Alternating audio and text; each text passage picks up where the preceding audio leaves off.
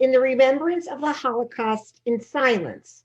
Let us surround our worship, our community, and prayer with silence and preparation for the presence of God. Silence does not bring to a standstill words and noise. Silence is more than a temporary pronunciation of speech. It is a door opening before prayer toward the very realms of the spirit and the heart. Silence is the beginning of a reckoning of the soul, the prelude to an account of the past and the consideration of the present. May our shared silence lead us to awareness of a time of total evil that degraded our most precious values, the very meaning of religious existence and life itself. Our silence is to be a committed accounting of other silences that accepted persecutions and were indifferent to debasement and crime. For there was a time when silence was a crime. We think particularly of one night of silence over a half a century ago, Kristallnacht, the night of the broken glass, 9 November 1938. Then all the synagogues in Germany rose up in flame and smoke to the skies. The churches next to them stood in darkness and in silence. Glass littered the streets and the broken shop windows of the Jewish community. The neighbors walked up on the crunching splinters and were silent. A few prayed. Some churches courageously expressed their grief, but a dark cloud of silence filled the world. When will that silence end? When will we speak out on behalf of suffering neighbors? Not until we affirm God together, not until we acknowledge that we are all God's children. From the silence of uncaring, let us move on to the silence, which is the search for God, the search for ourselves. Then we can move beyond the silence and affirm the one God. We can proclaim God's name to the world. Thank you, Michelle.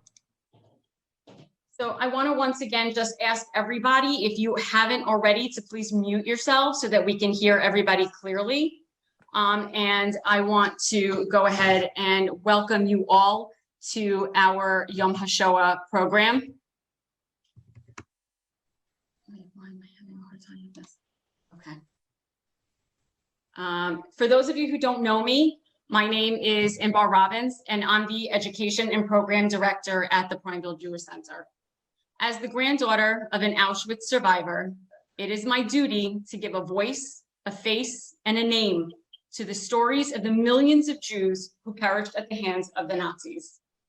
Just as God commands us to recall the story of our exodus from slavery to freedom every Passover, it is equally incumbent upon all Jews to recall this dark period in our people's history, when hatred was allowed to take hold in civilized society, while many turned a blind eye, unwittingly becoming accomplices to the greatest crime against humanity the world has ever known. Tonight, I'm going to share with you one of those stories. Some of you have asked me about it in the past, and this is the first time that I'm actually going to be talking about it in public, and that is the story of my grandmother. Before the Hungarian invasion of Yugoslavia in World War II, there was no sign of anti-Semitism among the Serbian people. In fact, in Novi Sad, the heads of the Orthodox Church used to pay their respects by participating in the service during high holidays, especially Yom Kippur in Jewish synagogues, sitting in the first two rows. We lived with my mother and all of us 5 siblings. My older sister, Elizabeth, was divorced and had a son, Arpad. And my second oldest sister, Evie, married Emil Freund in 1941, and they had a son, Jurka, Julius, named after my late father. My brother worked as a barber, and the rest of us worked as seamstresses, and I worked in an office for someone who collected and dealt with stamps. The Hungarians invaded Yugoslavia in the winter of 1942. My mother wanted to give the family a chance for survival because my father served in the Austro-Hungarian army in World War I. She wanted the kids to sew the Hungarian flag, but they refused. She also suggested that we all move to Hungary and try to disappear. But again, the children refused.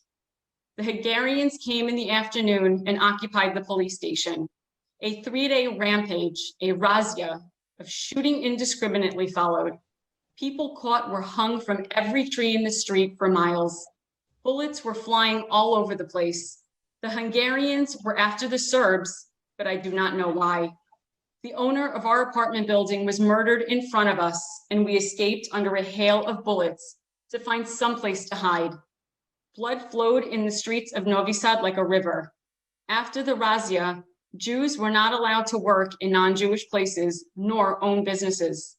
Anti-Semitic proclamations and announcements were published daily by the Hungarians, posted on bulletin boards in the streets. We had to wear the yellow Star of David. We could only buy food with food stamps. Beating up of people captured in the street continued on and off. Besides the new rules against Jews, all the Jewish men were rounded up and taken to working camps attached to the Hungarian armies. My brother and brother-in-law were taken to work camps. My brother, Imre, was past his military service in the Royal Yugoslavian Army, and we wanted to hide him, but one of our neighbors said that he'd report us to the police if we do. The Hungarians caught thousands of people and took them to the Danube River, which ran outside Novi Sad. They killed people and dumped their bleeding bodies into the river. The Hungarians presented their demands of the Jews to the Kihila, the leaders of the Jewish community in Novi Sad. They demanded several tons of gold and money. I had a watch I didn't want them to have, so I threw it away. The Hungarians had very precise lists of the people in the community. After the demand for gold and money, the Jews finally understood the severity of their situation. Some managed to escape and hide to save their lives. I could have joined the partisans, but I did not wish to leave my mother and my family. The Hungarian soldiers accompanied us everywhere. There were no German soldiers until we got to Auschwitz. We were traveling for 14 days, squeezed tightly into cattle wagons with no food or water for all that time. It was so crowded we couldn't sit. Younger people sat on each other's laps to give some room for the older people. Many people, especially the old, died in the wagons. When we reached Auschwitz, we were rudely pushed out. It was early afternoon and the place was swarming with German soldiers. Some Orthodox Jews immediately put on their talit and tefillin and began praying. German soldiers beat them up. People were beaten up all the time as they moved out of the train wagons. On the arrival platform, I came face to face with the butcher of Auschwitz, Joseph Mengele. He commented that I had beautiful brown eyes and sent me to the right. I didn't know at that time that the right meant life, a chance for survival. My grandmother was prisoner A9260. On January 1st, 1945, with the Russian army near, she was transferred to Bergen-Belsen. She and her sister Yoja were liberated by the British on the 15th of April, 1945, only a few weeks before the official end of the war. After all was said and done, my grandmother's mother, 2 oldest sisters, and their 2 children were all murdered in Auschwitz. My grandmother, her sister Yoja, and brother Imre survived and eventually emigrated to Israel. A mere 76 years after the Holocaust, it is hard to fathom that the same deeply rooted, unfounded hatred of Jews still exists worldwide. Anti-Zionism has allowed for a new type of anti-Semitism to take hold and remains the only form of acceptable racism, normalized often and denounced rarely. Apologies on the part of celebrities for anti-Semitic comments are quickly accepted and brushed under the rug or excused. The same cannot be said of other hateful speech toward other peoples or groups. The silence of the world, and more importantly, by Jews themselves, should be raising warning bells, and yet the silence on the part of many is deafening. Participation in Jewish life, learning Jewish history, and Holocaust education is a key component in bringing the plight of Jews to the forefront. Programs like tonight's are essential in preserving memory, legacy, and history. Tonight, we fulfill part of our obligation to ensure we never forget and never allow an atrocity such as the Holocaust to darken the world again. I now want to call on Adrian Fine, who is going to share with us another reading. This is a poem by Michael Kessler. There are no monuments to the fallen.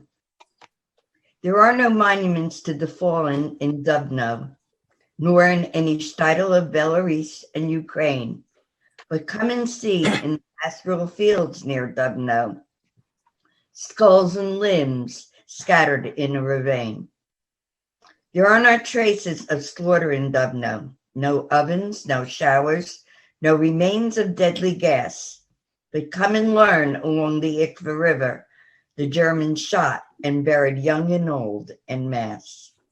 Shrapnel shards of a shattered past hear my soul and pierce my mind.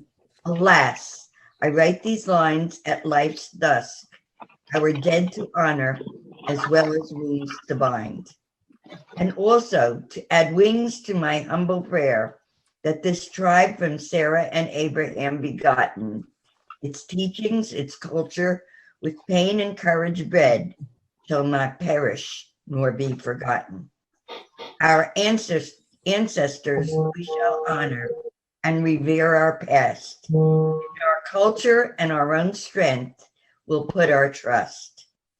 Our young we shall endow with knowledge of our lore, and the solid values will enrich our core. Thank you, Adrian. I now want to call upon Rabbi Shvelowitz to say a few words, and who's also going to read a meditation, followed by the Mourner's Kaddish.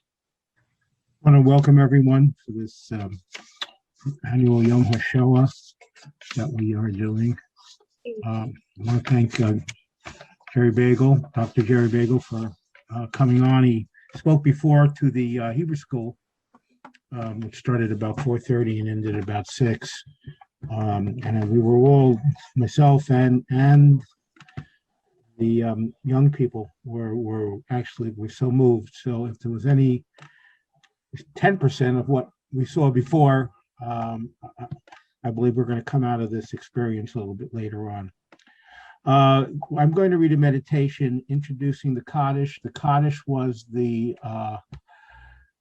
prayer that was established during the Babylonian era when there was an exile. It was a great study era for the Jewish people. The Babylonian Talmud was established at that point, and the Kaddish took form not only for the completion of study, but also it began to take form for memorial for those who have passed away. I was thinking just before I got on now that there are so many people, Holocaust people have passed, families that I myself took on the responsibility of saying Kaddish for a family in which everyone perished, including the person that was saying Kaddish for them. And I took it upon myself to continue the Kaddish once a year for as long as I can. So there are so many people that did survive the war, and they don't have have passed. They don't have families to say Kaddish for them. And so I think tonight what we should do is each one of us maybe think of a survivor that you've known that has passed, and think of people that you might know that have passed and really had no one to continue the great prayer of Kaddish for them, for their memory. And so for their memories, for the memories of everybody who have passed, for the sanctification of God's name, which is called Kaddish Hashem, I would like to dedicate this meditation, and I'd like you to join with me. You can join silently with me as I will slowly recite the Kaddish. And again, try to think of someone that you know who's passed on, and even if they do have family, to remember them.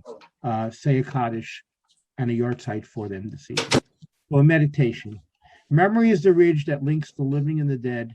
When we remember those who are no longer with us, the spirit continues to influence our lives.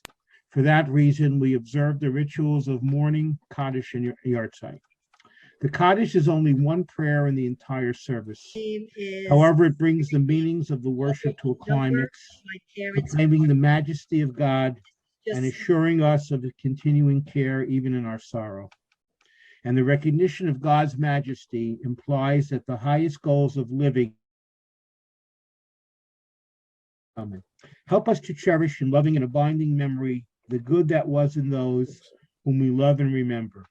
When we honor them in deeds of righteousness, may we be sustained with an unfaltering faith in God's goodness today and for all time. And I will now say the Kaddish word by word. Again, please feel free to join me in with me. Yiskadal v'yiskadash shemei Rabbah v'alma divra chirutei v'yamlich malchutei v'chayechon uv'yomechon uv'chaye dechol beis Yisrael v'agala uv'zman koriv v'imru amen. Yehei shmei Rabbah mevarach li'olam u'lomei omaya. Yisparach v'yishtabach v'yispar v'yisramam v'yisnaseh v'yishadar v'yisaleh v'yishalal shemei v'kudisha barichu la'ela min kol birchata v'shirata tushbachata v'nechemata da'amiran v'yoma v'yimru amen. Yehei Shlomo Rabbah min Shemaya v'chayim olenu v'al kol Yisrael v'imru amen. Oseh shalom b'mromav hu ya'aseh shalom olenu v'al kol Yisrael v'imru amen. Thank you. That's right. Let's Fahrenheit 451. Yes. I just want to once again, if you're just joining us, remind you to please put your microphones on mute. It makes it very difficult for everybody to hear if there's more than one person speaking. So thank you very much. Thank you, Rabbi, for that. I'm going to, hold on 1 second. There we go. Okay. 6 million died, more than 1/3 of the Jewish population of the world. The whole world stood by silent. In 1942, the country that regarded itself as the most civilized nation in the world, Germany, the center of culture, was responsible for the death of 6 million Jews. Among them were young, innocent children, the aged, sick, defenseless, and helpless people. 6 million died. We must not forget them. Their death shall not be in vain. This shall never happen again. In our tradition, we light a yahrzeit candle for the death of our loved ones. Let us light 6 candles, 1 for each million.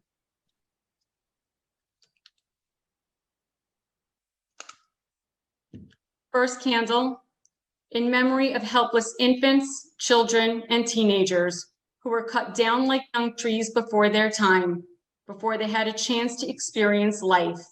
We shall not forget.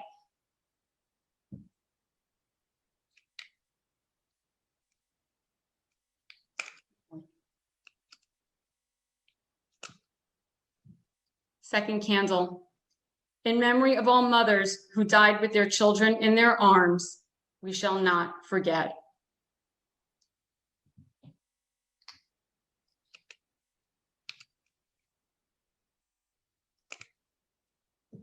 Third candle, in memory of all mothers and fathers who were cruelly separated from their families, we shall not forget.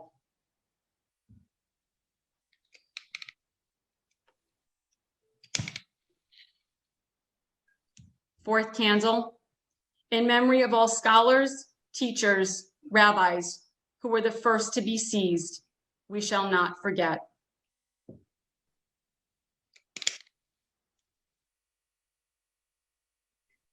Fifth candle, in memory of the heroes of the resistance who fought the Nazis, so few against so many, we shall not forget.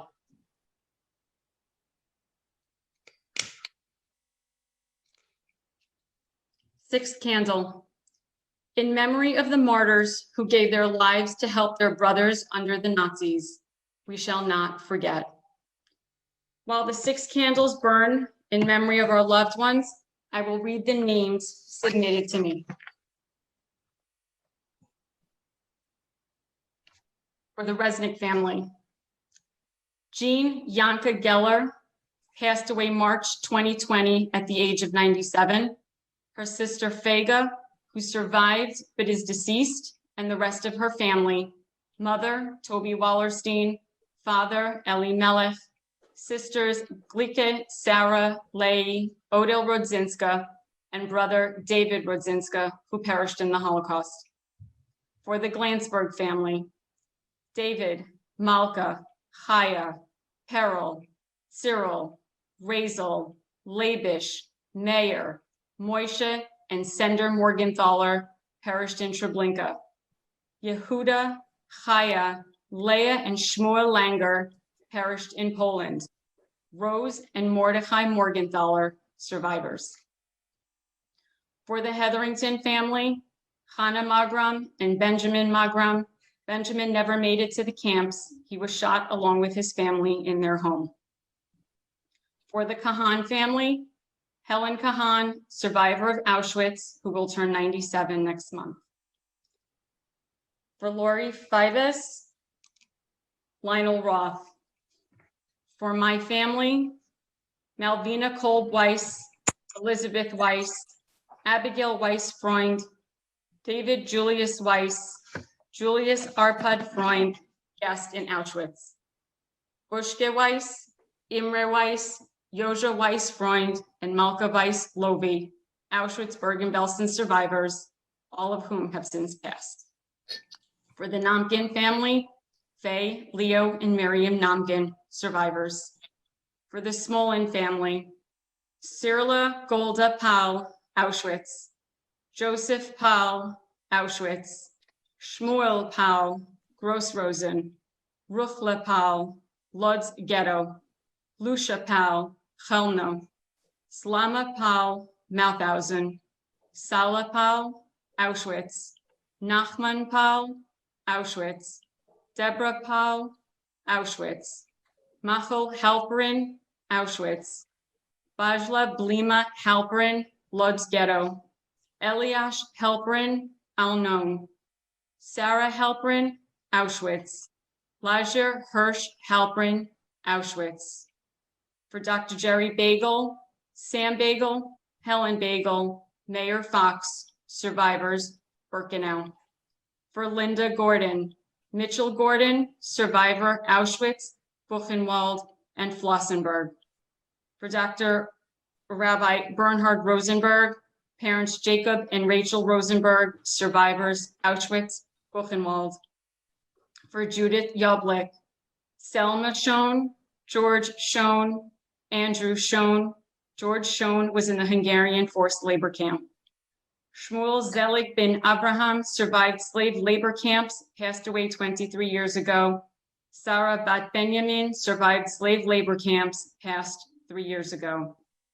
In memory of all those who perished in the attacks in Pittsburgh, Melvin Wax, Cecil Rosenthal, David Rosenthal, Jerry Rabinowitz, Bernice Simon, Sylvan Simon, Richard Gottfried, Rose Mallinger, Daniel Stein, Joyce Feinberg, Irving Younger.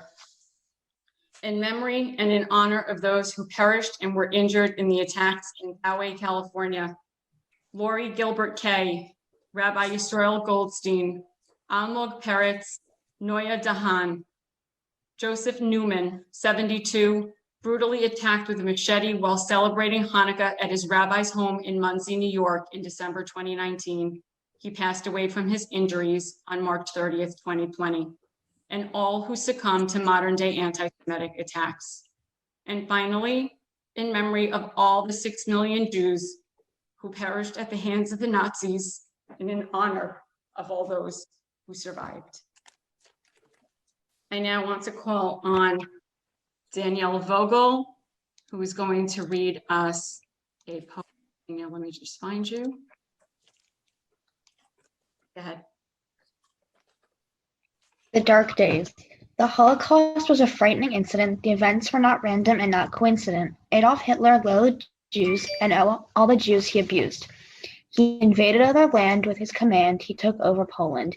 He hated the people there, the millions of Poles who lived there, oppressing them till their back break, not enough food ever, never a gigantic steak, making them work in work camps. All the work would have given them cramps. Jews were forced to hide to avoid getting killed by hydrogen cyanide.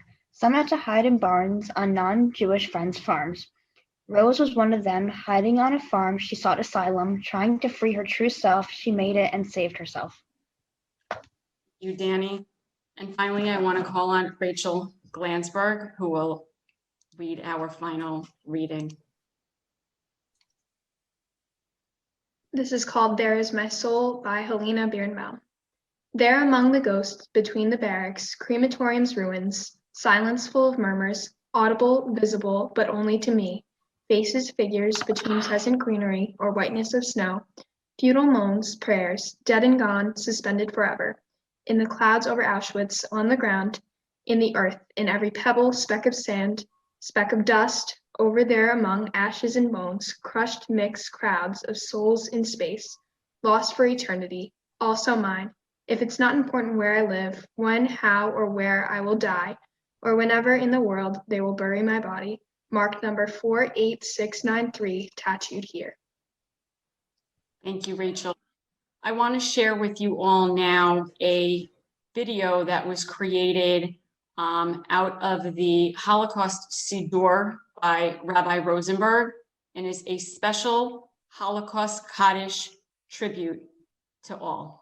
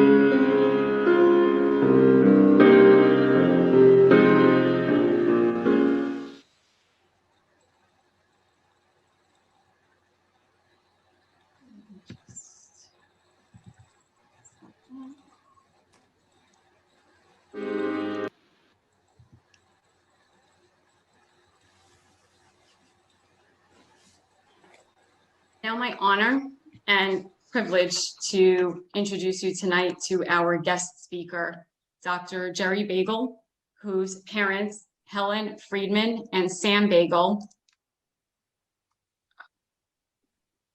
were Holocaust survivors from Central Poland. Tonight, he will share their story, tracing their journey from the shtetl of the Plunks ghetto, Birkenau, Zalzim, and ultimately to New Jersey. Helen and Sam walked through the shadows of death, lost their entire families, and re-emerged like phoenixes from the ashes of their former existence. In their new home, they started a family and found ways to be happy and thankful in spite of the past and its permanent effect on their lives. The Bagel family were also longtime members of the Brownville Jewish Center. Please give your undivided attention to Dr. Jerry Bagel. Jerry, welcome. Thank you. And I want to thank Imbar, Robin, and Rabbi Shlovelevitz for helping organizing this event and allowing me to speak at the synagogue that I grew up at as a kid. My brother grew up at, my parents attended for over 55 years. So we're talking about the Holocaust, but one of the impetus of my book was not just the Holocaust of Jewish people, but to recall that genocide has transcended ethnic groups throughout, the world. Armenia, Pol Pot in Cambodia, the Sudan, and today in Syria have all been associated with genocides like the Holocaust. And even within the Holocaust, the 6 million Jews that were killed, the untold number of Catholics, communists, homosexuals, gypsies, and invalids were also families that were destroyed by the Nazis.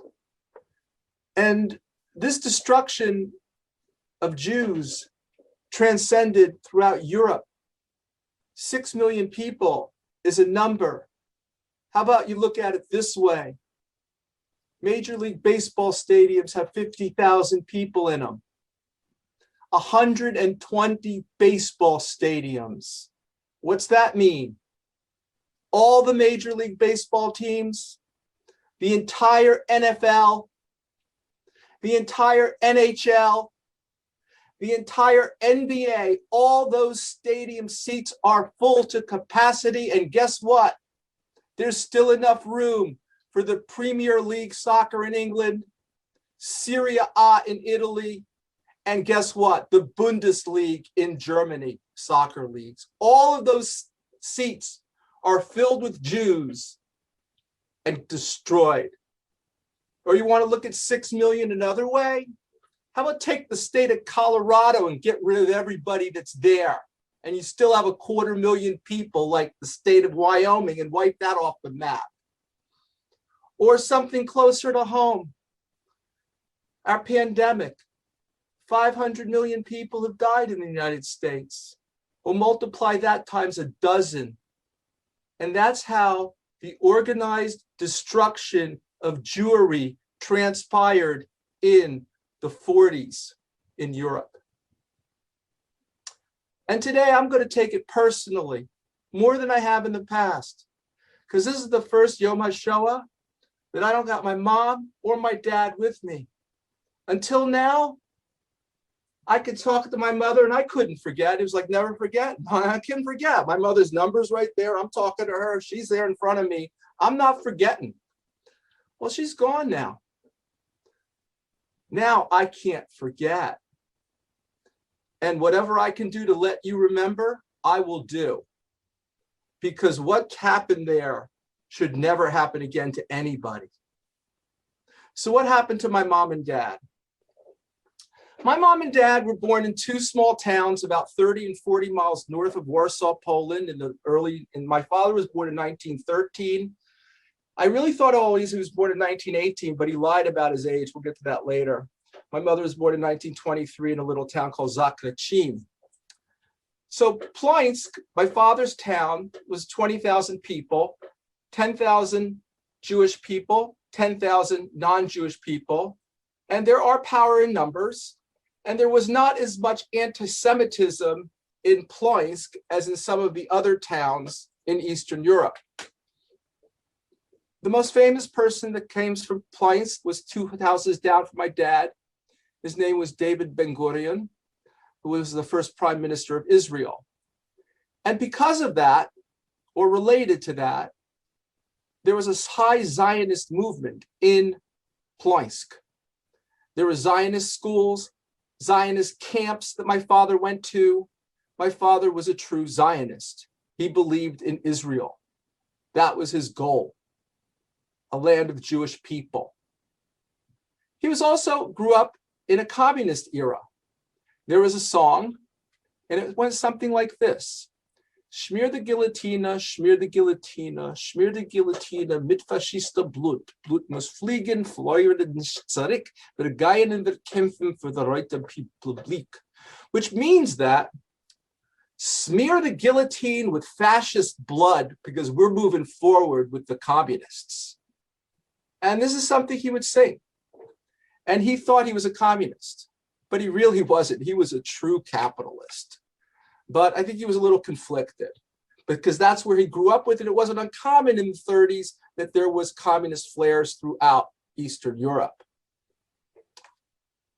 In Ploinsk, there was a Jewish soccer team, soccer league, and a non-Jewish soccer league.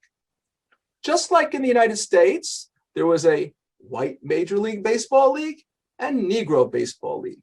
Except that they were a little bit more enlightened in Poland because they would take the best players from each league into the other team when there was playoffs. That didn't happen here in the United States. My father had 6 brothers. They were not poor. My father's father was a chicken dealer. My father became a chicken dealer. My mother, on the other hand, lived in a small town called Zakrychim, as I mentioned, 2,500 people. 500 Jewish people, 2,000 non-Jewish people. She had 3 sisters.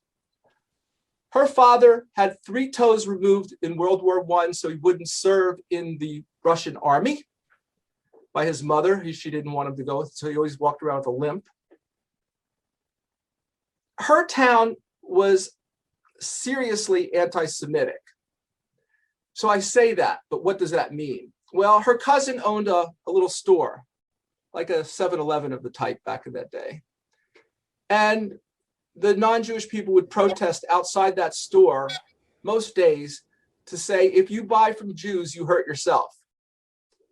Furthermore, there was school from Monday through Saturday, and she wouldn't go to school on Saturday because her grandfather was a rabbi, so they were pretty religious. My mother's family was pretty religious. And the teachers would give all the ideas of what was going to be on the tests on Monday, on Saturday, when the Jewish kids weren't in school.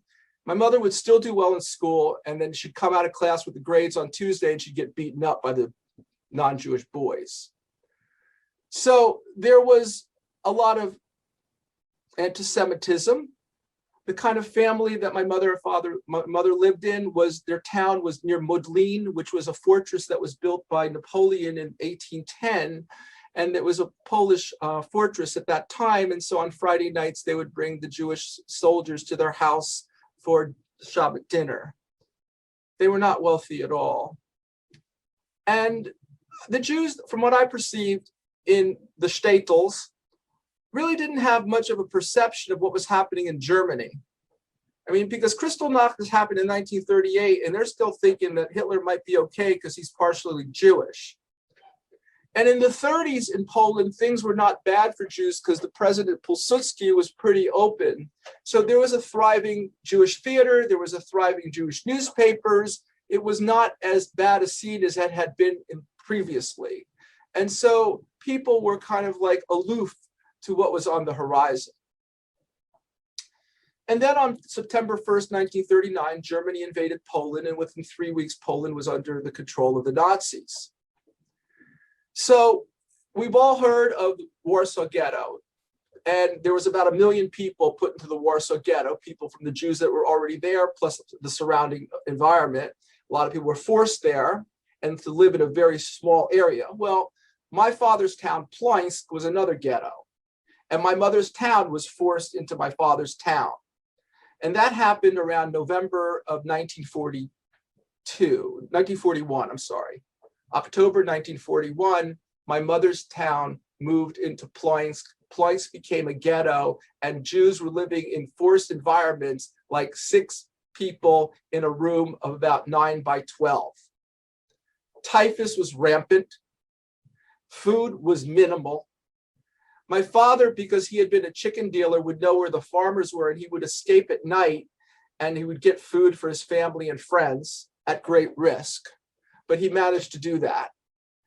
What I found out later in life, when I was 36, that my father was married before the war and actually had a baby girl, both of whom were killed upon their arrival to Auschwitz.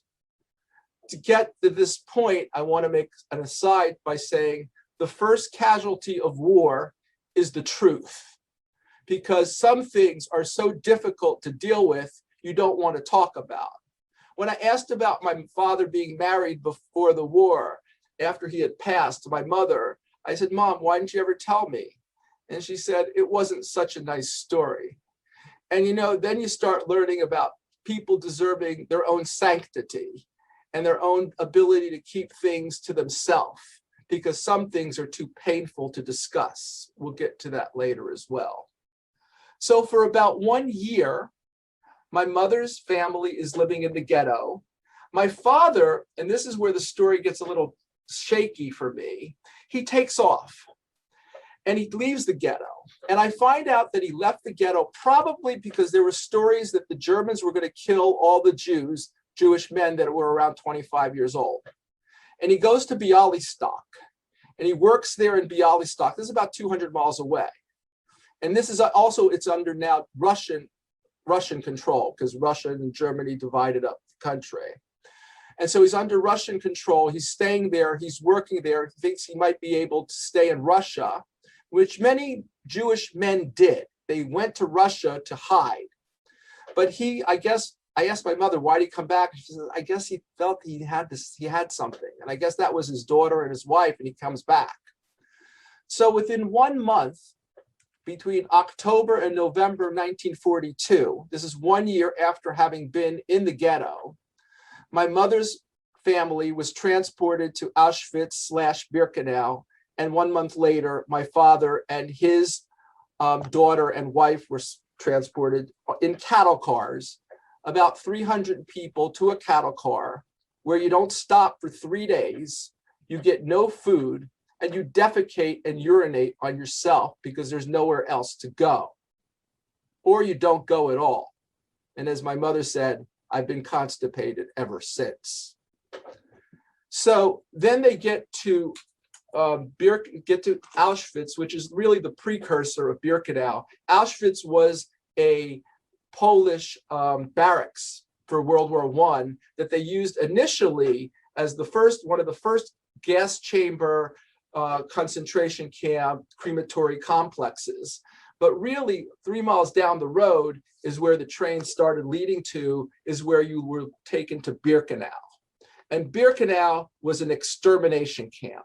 Some camps were work camps, some camps were extermination camps.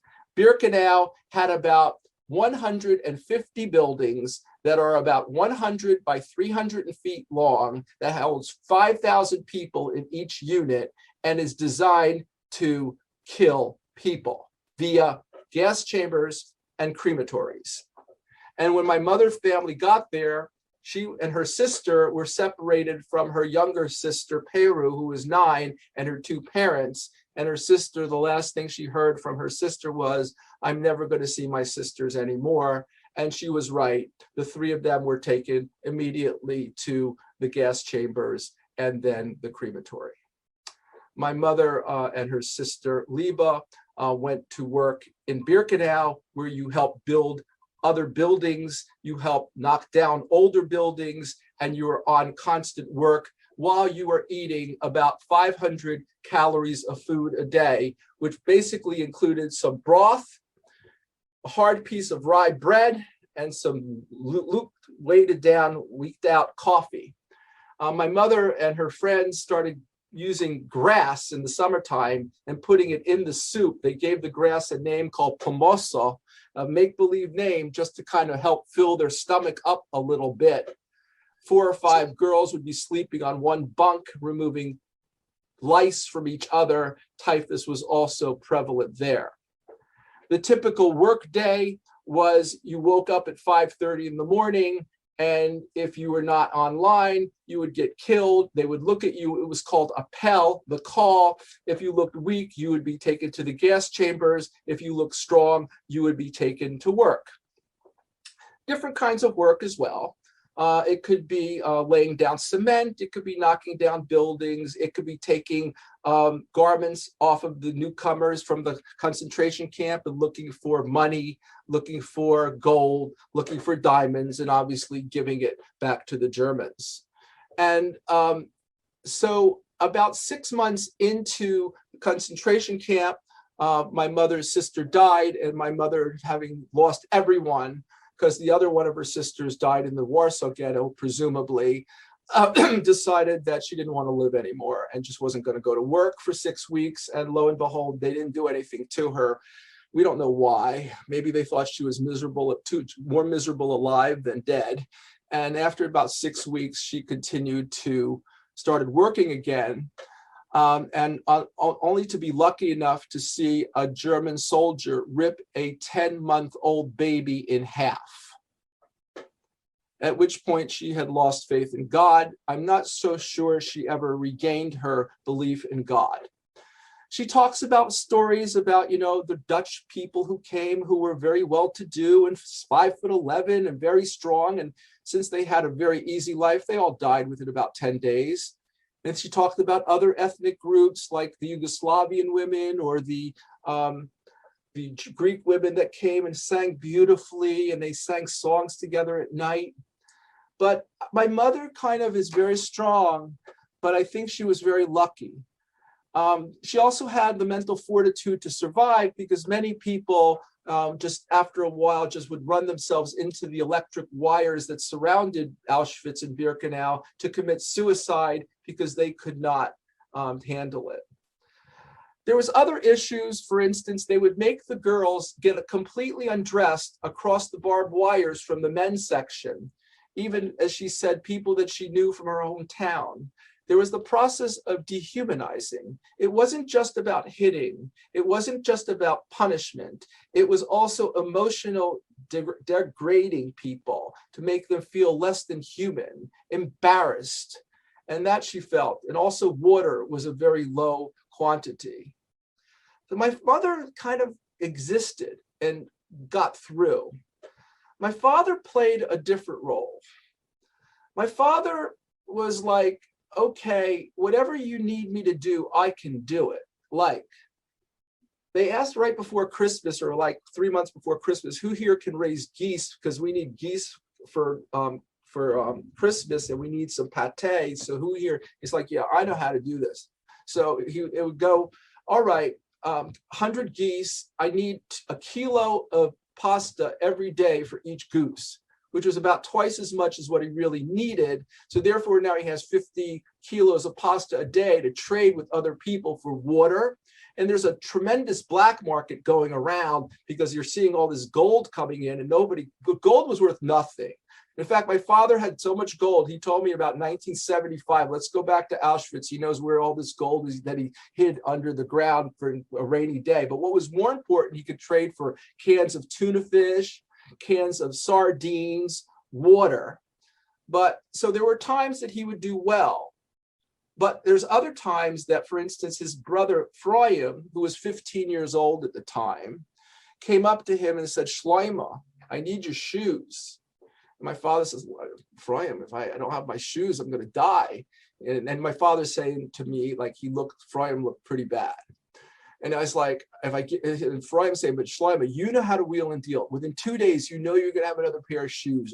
Give me a pair. And my father's like, no, I can't do it.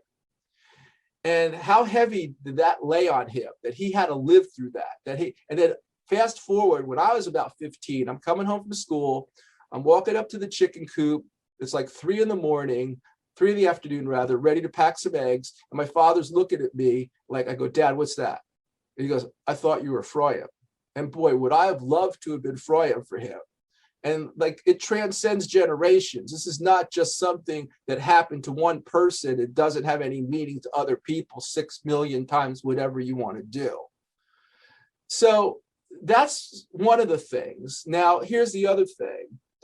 Well, I never heard about, like, my parents never talked about experimentation.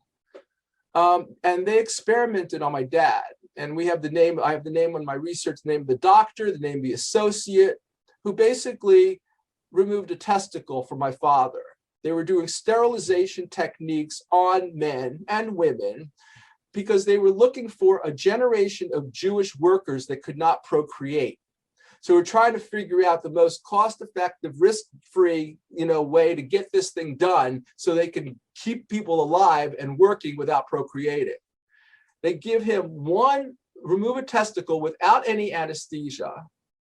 And 6 weeks later, we have it documented that they gave him radiation on his other testicle. Obviously not high enough because otherwise I wouldn't have been here. But that's what he never told me about this, ever. So that was one of the parts that, not telling me about this, not telling me about his wife and other child, some of the most hideous, horrendous parts of his life during concentration camp. So then they made him work in a coal mine called Yayina, which still exists. I'd visited it. It is a high functioning coal mine about 8 miles from Auschwitz. And it was a sub camp. There were many sub camps outside of there were many concentration camps. I mean, we hear of Auschwitz and Birkenau and Treblinka, Majdanek, Dachau. There are many, and there's many sub camps around them. And so the sub camp he worked at, Yayina, was actually the first day he worked there, though, he broke his collarbone with, 2 of the coal trucks hitting him. And so he had to work. So they basically put a piece of wood on, wrapped it up. The next day he goes to work and he learns how to use dynamite. And what he starts realizing is, if you remember even in Schindler's List, for those of you who've seen it, the Germans were paying the Poles some money to do some work for them. And they were paying some Poles to work in the coal mine. The Polish economy was destroyed. No clothes, no nothing. And there were clothes coming in through the Jews. And if you could figure out how to get it and smuggle it down into the coal mine and give it to the Pole who could give you vodka, who then you could give it to the German soldier who could give you food, you were in good shape. So that's what my father was doing for a while. So he managed to do that. And so that helped him get through a large part of the war. Now, a lot of times you hear that, Auschwitz was liberated January 22nd, 1945. So my parents were in concentration camp for about 2.5 years, living through this. As an aside, if anybody wants to really read a cool book about this, read Primo Levi, Nobel Prize laureate from Italy. To Be a Human, Is This to Be a Man? And Primo Levi was a concentration camp, committed suicide in his 80s. It was a very good book on the concentration camp. But it wasn't like liberated. What the Germans did is that as soon as they knew the Russians were coming, they started moving the Jews west because they didn't want to get caught with all these war violations. And they started destroying as much as they could of the concentration camps, the crematory, the gas chambers. Now, if you go, like, for instance, to Majdanek, which is in Lublin, Poland, far east, it was so far east, the Germans couldn't do anything. The Russians got there before they could change it. That concentration camp is completely intact. You could even smell Cyclone B still, I believe I did. In any rate, they started moving the people west. And this is part of the story that also I wasn't told. This is called the marches. And the marches are very well documented. They started moving the Jews west. And for instance, in the first 2.5 weeks, they moved my mother about 300 miles north towards Berlin. Remember, January, February, Poland, cold, snow, ice, no food. You keep walking, you fall down, you're shot. That's all there is to it.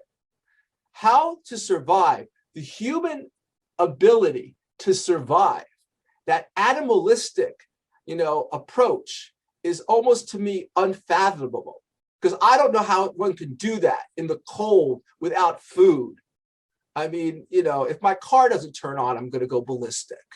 So so they do that, and they move her to another concentration camp called Ravensbrück, which was an all-female concentration camp, which was less well-run, more chaotic, more dysfunctional, less food than even Birkenau, and it's getting towards the end of the war. So things are a little bit of an array. The best German soldiers are no longer running the show. They're like getting killed on the Eastern Front. And so then she ends up in another, they keep moving her west, and she's finally liberated in May of 1945 by the English soldiers. But soon the Russians come in and they try to rape all the women. In fact, a few of my mother's friends were raped and had children by Russians. My mother would hide in the troughs of cows and horses with straw over her every night so she wouldn't be found by them. My father, again, he's also doing the marches. They're shorter. He's in many different concentration camps, work camps, to help with either airplanes, a quarry, and then in about mid-April of 1945, he finds himself on the back of a truck run by Germans, going back to a concentration camp with 3 Greek men and 1 man from his town, Yossel Tishman. And the German soldier says, "We're going to take you to kill you now. Why don't you jump off and I'll shoot up in the air and let you go." So I almost had this book, instead of called The Numbers of My Parents' Art, I was always going to call it Jump, because I thought this was such a poignant moment in his life. But he jumped and the guy shot up in the air, and the 5 men are now in the snow of still Germany-occupied Germany, headed towards Czechoslovakia to try to unite with the Russian army to get liberated. He wanted to be with Yossel Tishman. Yossel, because they knew each other. Yossel said, "No, I don't want to be with you. I think we're too close. We're going to mess up." And to the day my father died, even though they went to each other's kids' bar mitzvahs and all that, they never spoke to each other. My father was angry. I think Yossel was right. My father ended up with the Greeks, learned a little Greek, and then they went on their way and he was alone. Now he's alone in German-occupied Germany, bombs, Russians coming, dead Germans in the ground around him, stealing or taking every gold watch that was on a German dead soldier's arm, runs into a lumber yard and a woman and asks her if he could work there for a while. She agrees. She comes up and makes him citizen papers that he's a Polish citizen with a swastika on it, and he acts like, he said, "I'm just going to act like I'm Polish. I'm not acting like I'm Jewish. I'm not speaking Jewish. I'm just going to act like a Pole." He has to go through a few checkpoints. He gets through, and he ends up getting liberated about 30 miles from Prague on May 2nd, 1945, by the Russian army, who basically are elated with him. He's elated with them. He says, "You know, my hair was standing on the top of my head, and you know you could go crazy. You know you could go crazy." Elated that he was free, but soon to remember now that his wife had died, his daughter died, his 6 brothers had died. So then an interesting sociologic event transpires.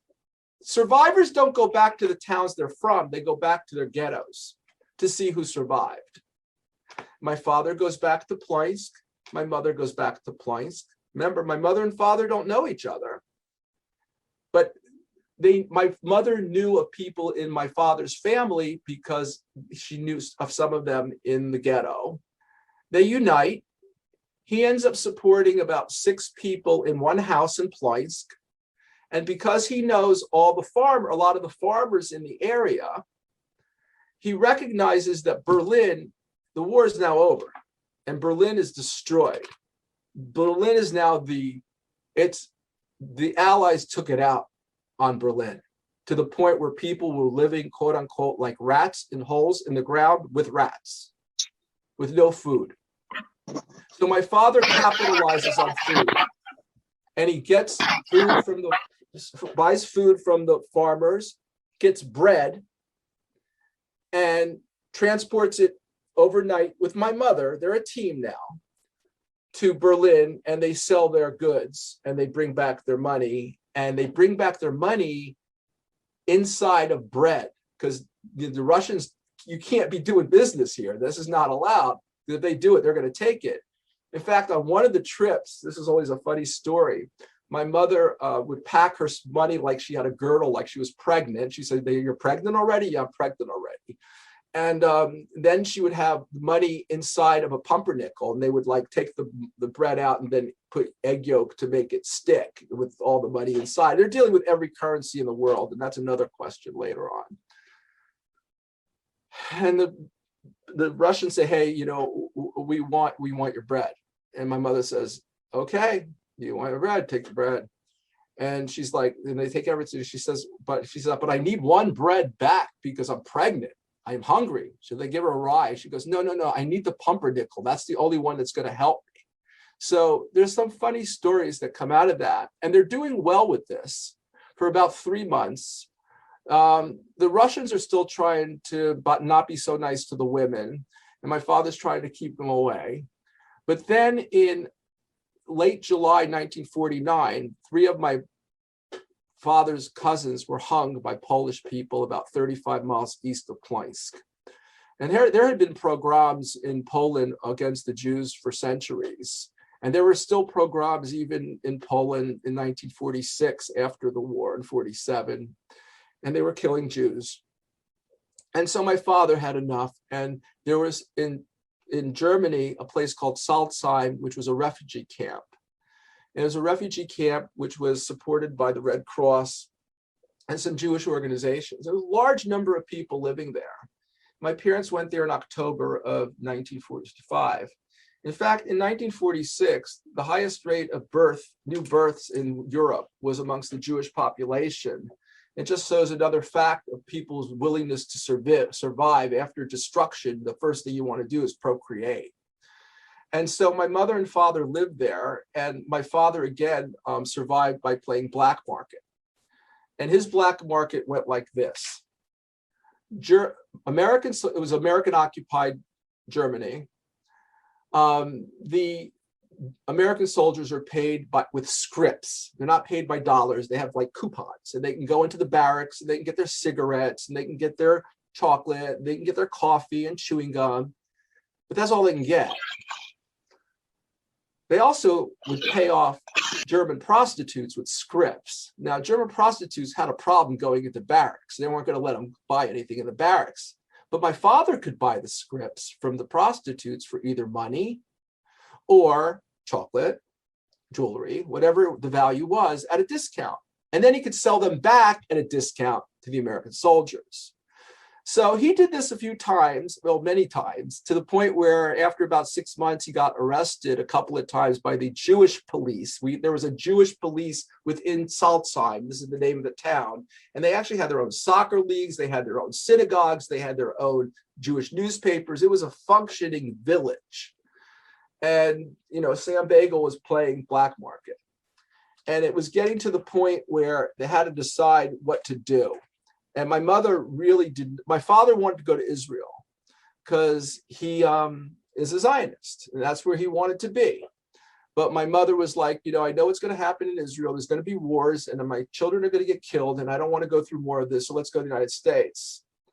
So they came to the United States in 1947, and eventually, he was a chicken farmer basically, and then he was a chicken dealer. And I could go in through this whole story, and I would basically just said he worked really hard and he did really well. And I'm really thankful to him because I left medical school without any debt. And my mom, God bless her, she lived through her entire life, never depended on me for a penny.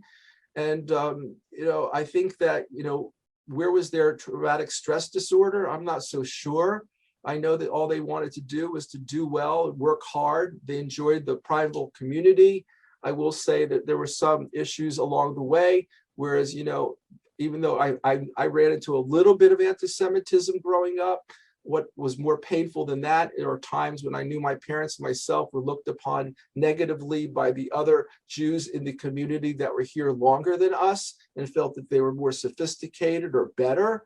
And that was really painful because, I mean, I'm not saying everybody by a long shot, because there are some really beautiful, lovely people in the community that were genuine and caring.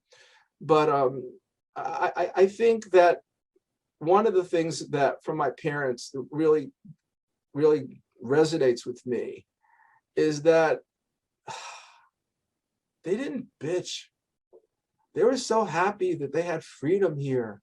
They didn't grow up telling me to hate Germans. They didn't tell me to hate anybody. I mean, yeah, they missed their brothers and sisters. I know that. They really missed their brothers and sisters, but I know that, you know, with my mother, with my brother and myself, they really felt that they had developed a new family that was worthy. The saddest part was that when my brother died in 2004, and I had to tell my mother that my brother died at the age of 44, she looked at me in Yiddish and said, "Jetzt will ich leben," which means now I don't want to live. And it was to the point where she said, even the concentration camp, as bad as we all know it is, losing her own son was, she said, worse. And so, you know, everything needs to be put in perspective. But the concentration camp story, I think that what's happening here is that people aren't standing up against prejudice. I mean, we're sort of laughing about it, and it's not really directly affecting us. So we're not making a large enough stand. And I think that, you know, the various communities, you know, the Jewish community, the African-American community, the Asian community, really, they need to unite and really stand up against prejudice, because that's the only way that you could stand up against a bully, is to shout it down. So there's a lot more details I could get into, but I think that's about what I want to say right now. And I'd be happy to answer any questions that you guys have. And thank you. Thank you very much for letting me do this. Thank you so much, Jerry. Let me just change this so I can see everybody. We're going to open it now to any questions. Obviously, you can only speak one at a time. So if you have a question, raise your hands and I will scroll through and see if I can find it. Oh, hold on. Michelle, go ahead. I'm curious, what made you decide to write the book? Could you, I'm not hearing well. Could somebody? What made you to decide at that moment in time? What made you decide to write the book? I wanted to do this for 30 years. I mean, this is not something that was just an epiphany of mine. I wanted to write this book for many, many years. I wanted to get this story out. I thought my father's story was really interesting. And then once I started getting into it, I thought, you know, it's just interwoven with my mom's as well. I mean, you know, she might not have had as interesting a journey, but boy, is she a tough cookie. So it was, I've always wanted to do it. It was always on my back burner.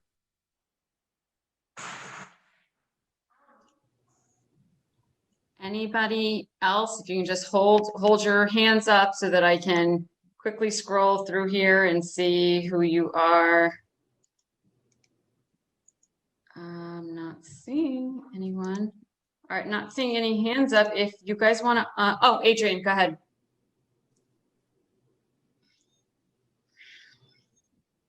You're on mute, Adrian. You've done such a remarkable investigation and all your citations in the book. How long did it actually take you to write this book? Yeah, okay. So it took me 3 years to write this book, and it took a year to get it published. Wow. It's such I mean, you know, it wasn't like a full-time ordeal. I mean, I was, you know, bits and pieces here and there. It was a lot of information gathering that I was surprised to find. And I was surprised to be able to find it. Lots of places on this planet have information. I mean, let you know, I just sent out 150 of these books to, there's over 150 Holocaust sites in the United States, locations that either, you know, are, you know, belong to a university or I don't know, 150. So a lot of information at the Holocaust Museum, a lot of information, believe it or not, at the Harry Truman Museum in Independence, Missouri, because Harry Truman was president during the times that people were looking into the whole concentration camps, and he took a lot of pictures. A lot of information from Red Cross that were trying to get information and connect survivors with each other in 1945 and 46 and 47. So there's a lot of data there that I was able to capture some stuff about my father and my mother. One of the largest places in the United States, believe it or not, is Stockton University. Stockton University has 15 professors that are affiliated with the Holocaust. Wow. Interesting. Anyone else? Just feel free to unmute yourself. Shan Kerner? Hi, Jerry. Hi. Why is it you think that these folks, like your parents and like Rosalie's parents, went through what they did, and when they come to this country, they don't teach their kids to hate, even after all they've been through? I understand they're happy to be alive, but there's got to be some repercussions of that, you know? You know, Shan, I think they don't have the time. I don't think it's part of their makeup. I think it's just like, I don't got time for that. I mean, just like, why didn't my parents never teach me a curse word? I don't have an exact answer for you, but, you know, I do know that here on the one hand, though, you ask a good question. I've given this a lot of thought. On the one hand, when it comes to the Germans, I think you have the Stockholm syndrome. I mean, I am now, I belong to them. You know, they're my kid. They kidnapped me, and I identify with them. My parents often said, "Oh, the German soldier is so good. The German soldier is so strong. The German soldier is so clean. The German soldier is so organized." So I think there's some sort of, there could be the Stockholm syndrome there. On the other hand, my parents don't always have the nicest things to say about Polish people. I'll be straight. They went through a lot of torment in Poland. And so, or my mother doesn't have very many nice things to say about the Russian guys that wanted to rape all of her friends. But I don't think it's something they harped on. I think they had better things to do. That's as good as answers I can give you, Sharon. I don't know any better. If you have any thoughts, you're a smart girl. I don't know. I mean, I'm glad that they didn't do those kinds of things, but it seems as if you children have learned, not learned to hate, but learned to remember and learned to make sure that people understand the horrors, because the parents weren't doing it, you know, because they couldn't live through it again, maybe. I don't know. You know, I think the other question is, though, why is there a differential between parents that discussed the Holocaust and those that absolutely didn't discuss it at all? I mean, there's some people that my parents never talked about the war, and my parents would talk about the war like, you know, the water faucet just turned on, except for those ideas that they held for me, like being married before and, you know, having a testicle removed and the marches. You know, but I think it's protective mechanism. You compartmentalize what you really don't want to discuss. I mean, part of it, like my mother told me that when my daughter was born and my mother and my father walked into my house for the baby naming, my mother went to my father and said, "Sam, you should be we have a baby girl now in the family. We should be happy. You had a girl before. You should know from this." And he goes, "I don't want to talk about it. Don't want to talk about it." Yeah. And it's interesting, within the same family, you had those that were very open and those who didn't want to talk about it. My grandmother was very open. I've known bits and pieces my entire life. Her sister refused to talk about it. My grandmother did Spielberg's video. My aunt didn't want to do any of that stuff. And in fact, her husband was married to one of her other sisters who perished in the war along with their son. And after they all immigrated to Israel, he then went and married my grandmother's other sister. And they had a son. And he didn't know that his father was married to one of his mother's sisters before the war, or that he had a half sibling who perished in the Holocaust until he was an adult. It was like those little bits and pieces that you didn't find out until like much, much later on. That was just absolutely shocking to everybody around you. But it was very interesting just to see who was very forthcoming and who just wanted to pretend that it just, I don't want to say pretend that it didn't happen, but didn't want to delve into it. They wanted to look to a future without having to discuss any of that. So anybody else? Hey, Jerry. Yeah. Frank Ewens. Frank, Friend. I saw you out there. How are you? Good. I'm viewing you from my office in Seattle. Lucky guy. Just want to say thanks for writing this book. And I remember your parents very well. And they were very, very nice people. It was, I read your book last winter, and it was both horrific and compelling. And so many things that I didn't know about your parents and the experiences they had. I always knew that they had been in the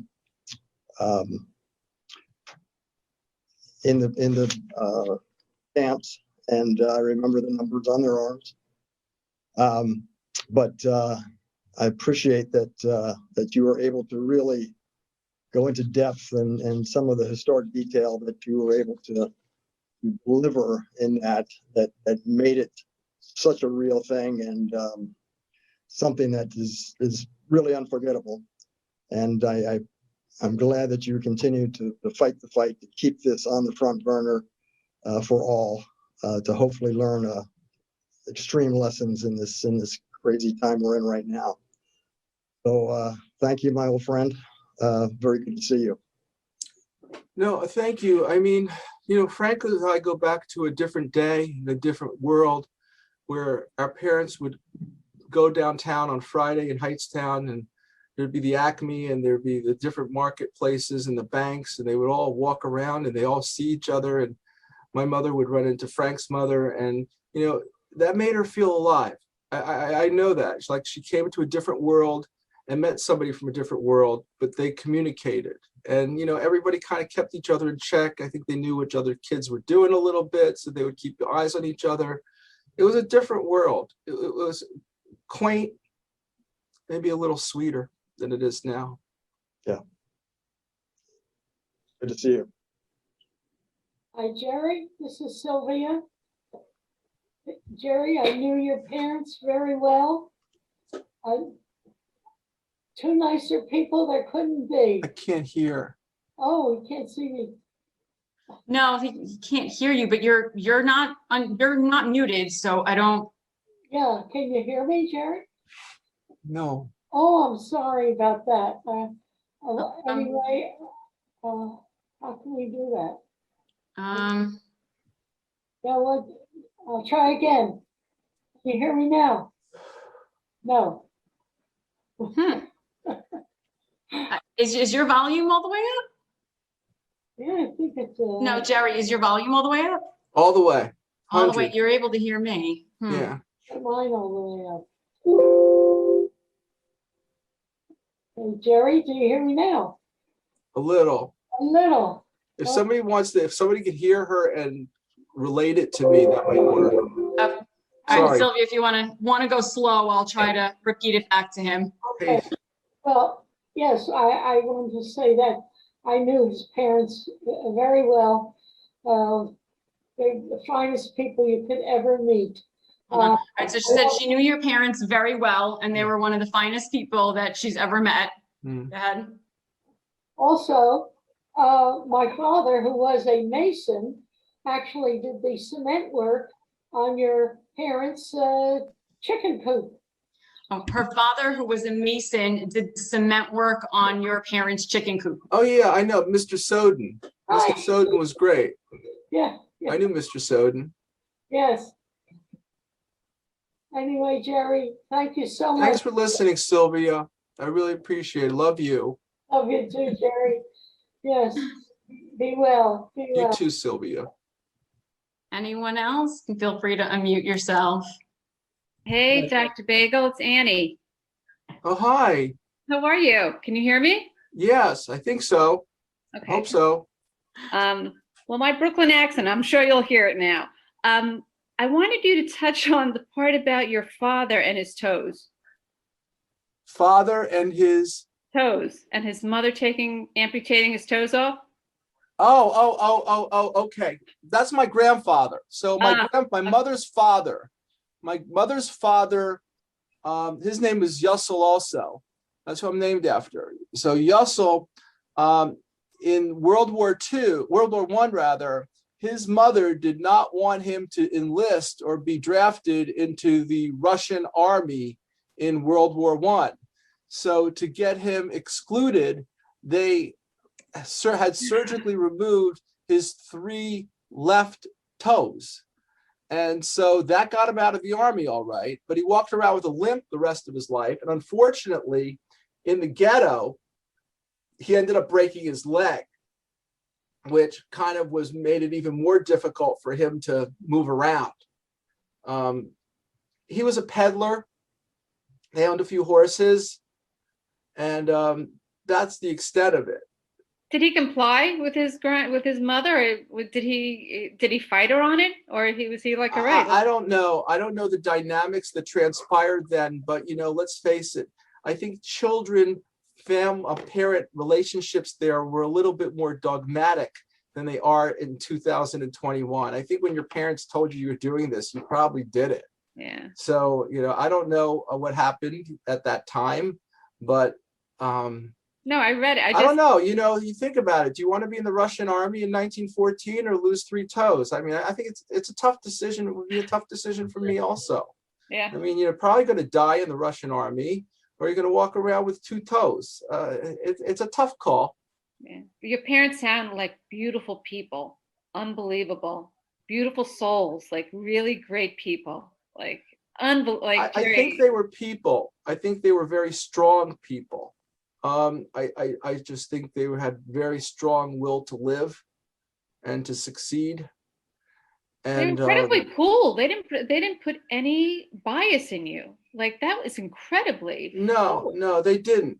They didn't. And it's like, even like, I once, this is a first world problem, but I was going to buy a German car when I was about 40. And I went to my mother. I said, will you have a problem if I get a German car? She goes, what are you, crazy? Most of my friends have Mercedes. Leave me alone. Do what you want. See? It's like that to her was not an issue. Yeah. I mean, on the other hand, if I married a non-Jewish girl, they were going to disown me. So that's a whole other issue. Okay. I mean, if like that would have been a shanda. I mean, that was never good. They told me when I was 5 years old, I looked at this blonde down the street. She said, you can't marry her. And I'm 5 years old. I still remember her name, Donna Patterson. I went to high school, K through 12. Frank Hewins probably remembers her. And it's like, this is the kind of like guilt trip that they threw on me. So it wasn't about hating. And It was about, but you have to marry a Jewish girl. We have a question in the chat from Karen Grant, who wrote, they are amazing people. I am so humbled. Were your parents different, more relaxed with their grandchildren than children?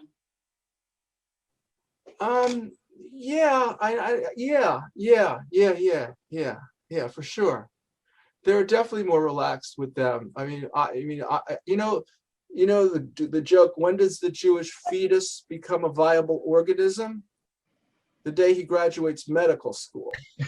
So until I graduated medical school, I was pretty worthless.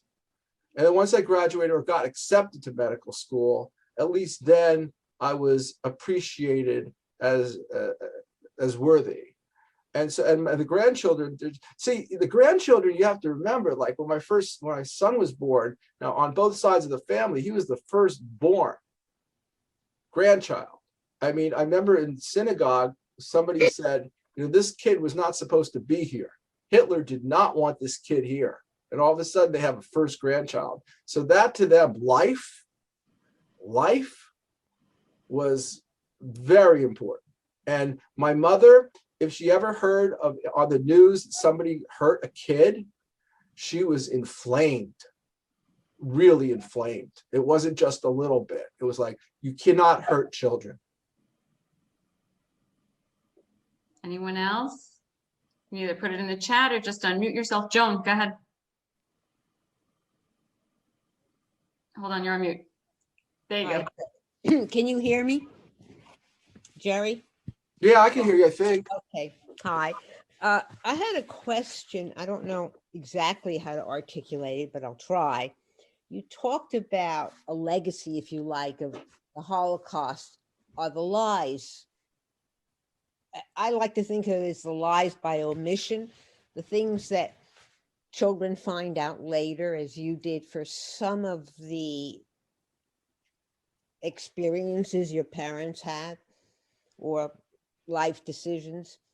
And I'm Ingvar, you're my translator. Help me here. I'm not hearing well. Try to give me that if you can. I want to know. Summarize. Okay, I want to know how you dealt with those lies by omission, if you like, the things that people, your parents said to you, maybe to spare themselves or to spare you. Did they have an impact on you as you grew up, or when you learned about these things? Did it impact you in some way after you had found out all of those little like tidbits that were, omitted from the, original story as you started to discover these things? They were all shocking. They're all shocking because I thought I knew the story. I thought if you're starting to tell me stories by the time I'm 5 years old, I should know the story. First time I heard my father was married to somebody before was by a patient.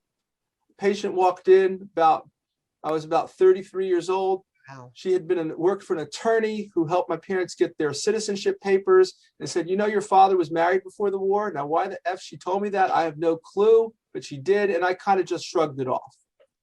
And then about 4 years later, a woman came in who grew up with my father in the same town as her. I knew her my whole life. And she said, your father was married before the war and had a nice little baby girl.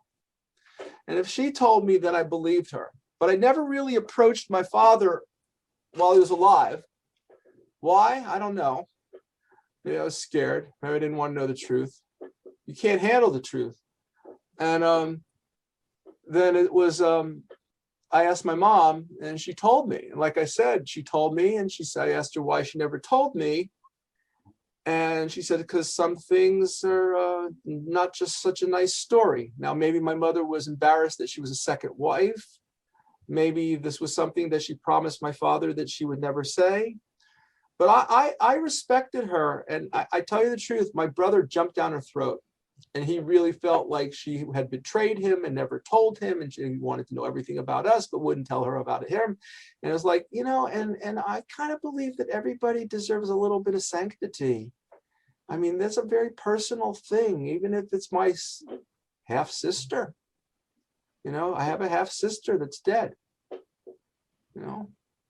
But it's shocking. It's shocking. The testicle thing removal was, I called up my cousin and I asked her, and she started crying.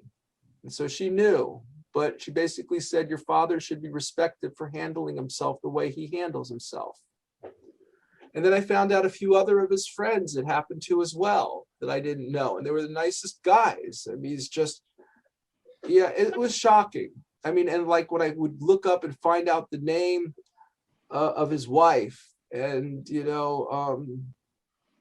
it was kind of like, wow, how come I didn't know about this before? But like I told you, first casualty of war is the truth. And I believe that. Anyone else? Michelle? I have a different question. At the very end, you talk about your parents receiving reparations from Germany. How did the government ever find them to give them money? No, well, okay. So war reparations were basically that spread throughout the Jewish community pretty quick in the late 50s, early 60s. I mean, once they were saying there was money to be had, the survivors found there were attorneys that dealt with the Germans that were middlemen, and they would then have to have interviews with psychiatrists as well as physicians, and then intermediaries, and then they were determined as to how much money they would get based upon damages. And different people got different amounts, and I'm not so sure there was a real reason why some people got more than others. Some people then got money for dental. Some people, like I have friends that I know, that their parents would be able to go to a spa in Czechoslovakia every year for a week, and they would pay for it. Then they started looking into whether they were in the ghetto, and they would get certain money for that. And my mother, to be open, she was getting on the order of about $2,000 a month from the German government up until she passed away last June. And that's what she was getting. And hey, that's what it is. Yeah, that was really common. I know my grandmother was getting him for years also until she passed away, and she was in Israel, and then they were here, but they managed to track them down. And then there were other like reclamation conferences even post that you're still, like my mother had actually tried. There was a thing now for like children of survivors and some sort of compensation. So she was dealing with some of that. It's interesting in Holland, for instance, Holocaust survivor kids get psychiatric care for free through the German government. I think we should get that here in the United States too. We didn't work on that one too well. You work on that, Michelle. So I'll ask, here's a question. Do you believe in, I know it's getting late, do you believe in environment changing your DNA, and that DNA could then be transmitted so that you start creating people that are different than you would have had you not experienced certain factors in your life? Am I different because my parents went through a concentration camp? Not it's just very interesting that you mentioned not just personality, but DNA wise. I think it's interesting you mentioned that, because the speaker that we had in January was talking exactly about that. He was talking about inherited trauma in descendants of Holocaust survivors, and that there is a physical change in the DNA caused by trauma. I can only speak for my mother and for myself. There was definitely a Holocaust mentality. There was this constant fear of throwing away food. Food was never to be thrown away. It had to be saved for as long as possible, because you never knew if you were going to have it again. There was this constant need to always know where everybody was at all times. When my mother came home from work, she was an adult in her 40s with a child. She had to call my grandparents the moment she walked through the door. I had to do the same thing when I got older, and now my mother has to do it with me when she comes home from work, and my kids do the same thing. It's sort of been like passed down, this constant needing to know where everyone is all the time. In bar, you had Bronya was like that. Bronya with food, she would never throw anything out. Never. Nope. You couldn't throw anything out. She would throw you out before she throw food out. 100%. Okay. 100%. It's true. Yeah. Anybody else? I wish my dad was here, because he's a child of survivors. I'm a grandchild of survivors, so I don't know if there's a difference in the way my DNA will be, but is or if I don't know. That's a really interesting question, though. I just wanted to say hi and thank you for your talk. Oh, thanks, Rebecca. Bagel. Alfred, go ahead. Yes. I read your book about 6 or 7 months ago, and I found it very interesting. The reason I tuned in today is I wanted to hear your text turned into words, which I thoroughly enjoyed. The question I have is, what made you attend medical school? How did that link to your background? Help me with that question again. please? Okay. Oh yeah, can you put it in the chat too? Thank you so much. It says, I read your book about 6 to 7 months ago, which I found interesting. I tuned into your webinar to turn your words into reality. Question, what made you attend medical school and how did this link to your background? I think I told you. I mean, I wanted to be in medical school since I was about 3. I mean, my father took me to another chicken farmer, and the chicken farmer said, "Hey, Dr. Bagel." And I said, "That sounds good." So it was a calling. I clearly had a calling. I did not want to have anything to do with being a chicken farmer. I was interested in science. I liked pathology. I wanted to be a doctor. I liked my family doctor in Hightstown. I thought that would be a cool thing to do. And it was a calling. And the only thing that I could say about my background on the farm is I really enjoyed the veterinarian, but I didn't want it to be taking care of animals. So, I mean, and then I go back to that statement. I really mean it. When does a Jewish fetus become a viable organism? I had to go to medical school in order for my mother to love me. And I told her that. And she said she loved my brother and he wasn't a doctor. And then she went and told me that my father loved my brother more than me. So, you know, I think it's a calling. I definitely did the right thing. I love what I do. I love taking care of people. I love the science of medicine a lot. And yeah, we listen a lot of, you know, so here's something, I'll tell you a little story. So I'm a dermatologist, and in the 1880s, most of the largest number of dermatologists in Central Europe were Jewish. And the reason they were Jewish is because there's always been a lot of Jews in medicine. But in Central Europe, like Germany, Austria, Hungary, which was kind of in the 1860s, 1870s, the beginning of modern medicine, they didn't let Jews in the more prestigious areas of medicine, like surgery, internal medicine.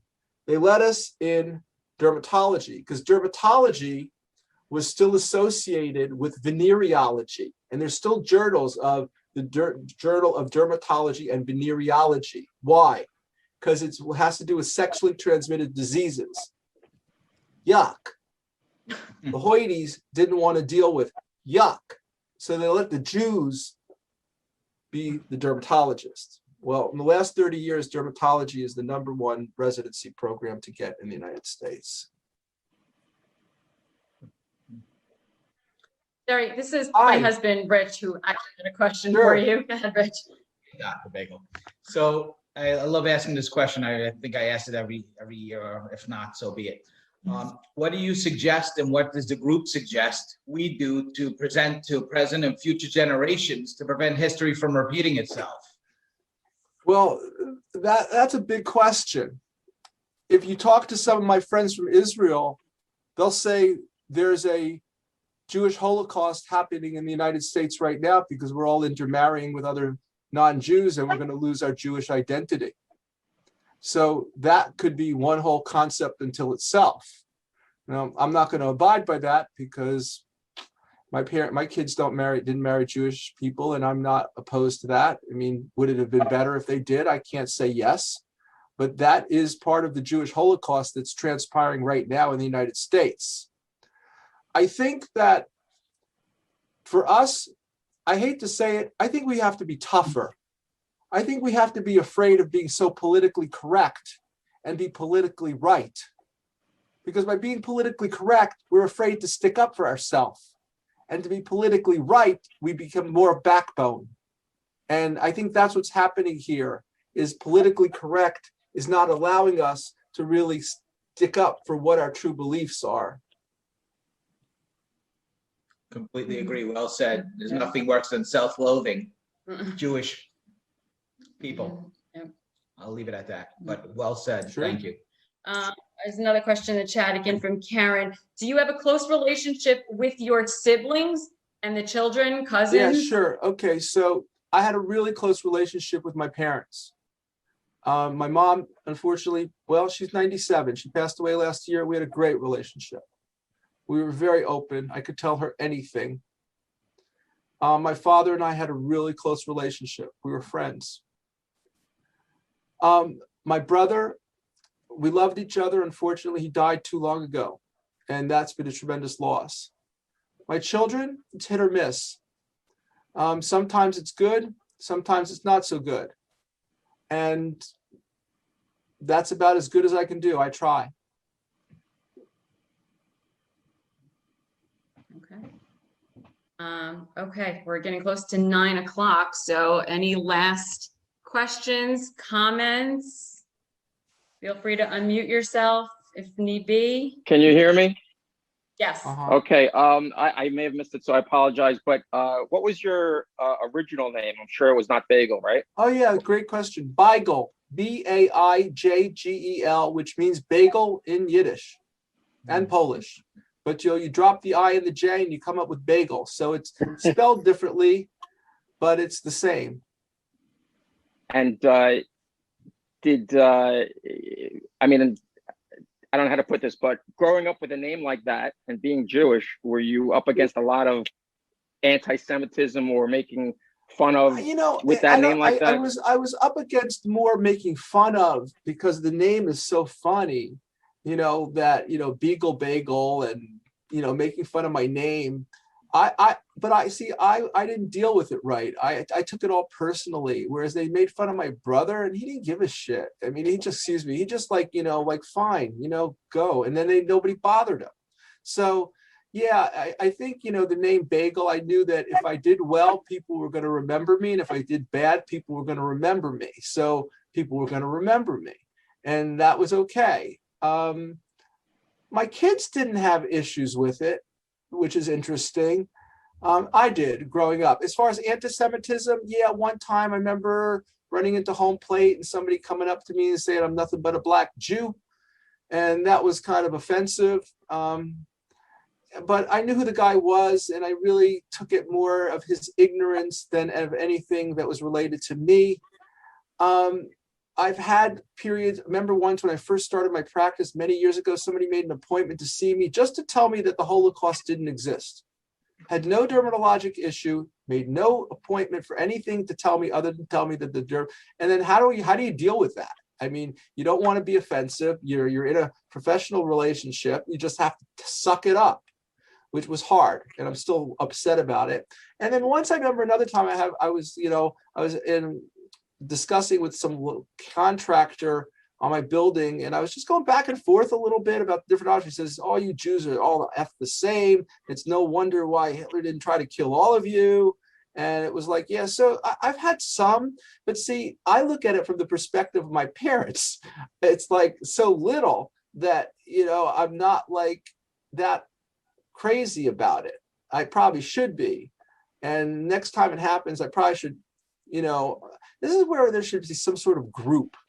We need to have a group session of what is the appropriate way to deal with anti-Semitism.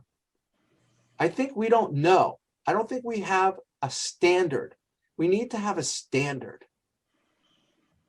I'm really glad that you said that. That was something I was actually trying to work on before COVID hit and ruined all of my plans. Because as an educator, I work with a lot of parents, and I find that this is one of the most difficult subject matters for parents and for children, especially if you come from a family that was not impacted by the Holocaust, is how do you have this conversation when modern day atrocities hit, like Pittsburgh? When that happens, we had students that came to us and told us about, instances of anti-Semitism that they themselves faced as young as 5th grade. And they needed an outlet to be able to talk about that in a non-judgmental way. And I'm very, very proud of Lev Academy, which is our Hebrew school, for allowing those children to be able to do that. But parents, I can't really say the same for them. And I was trying to work with the ADL as well as some of my counterparts at Federation to create basically a parent toolkit on how you have these conversations with kids at various ages. And as a parent, I can tell you it doesn't get any easier. My oldest son is in college. He is an incredibly proud Jew who had to stand online at Starbucks and answer a junior girl's question when she asked him if he was a survivor. And he said, a survivor of what? And she said, the Holocaust. And she goes, He said, how could I be a survivor of the Holocaust? I'm 18, because the only thing I've survived right now is the pandemic. You know, and we're seeing more and more of that, you know, going all over the place. And I definitely think more needs to be done in the public school system. I think depending on the Hebrew schools your kids go to, they do to some extent teach some of it. We do a very extensive program with our students. And education is the key, and we do need standards. We do need some sort of lesson plans that go to teachers that are not just read number the stars and carry on. We do need a better curriculum for Holocaust studies across all 50 states. Public, private, you know, Jewish schools, non-Jewish schools. It needs to be not just something that's taught in the Jewish realm, but it needs to go everywhere. Diane, did you have a question? You're on mute. There you go. Yeah, I could. Can you hear me? Yes. Okay. I don't know whether I actually got, you know, you mentioned it. First of all, what year did your parents come over, you know, to the United States? And did they have to have a sponsor to come over? Yes, and yes.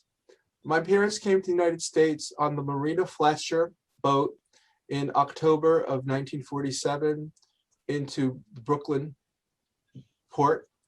And my mother had a sponsor, which was her aunt. It was her mother's sister, who, to her unfortunate, died on the way over. So my mother did not end up having her. She had the sponsor through the husband, who was not very helpful. But that was, and it was through the highest, the Hebrew Immigration Association Society. And they helped them find a place to live in Brooklyn, where they worked at Howard Clothing together as tailors for about 3 to 4 months before my father says, I'm out of here, I'm not going to be a tailor. And so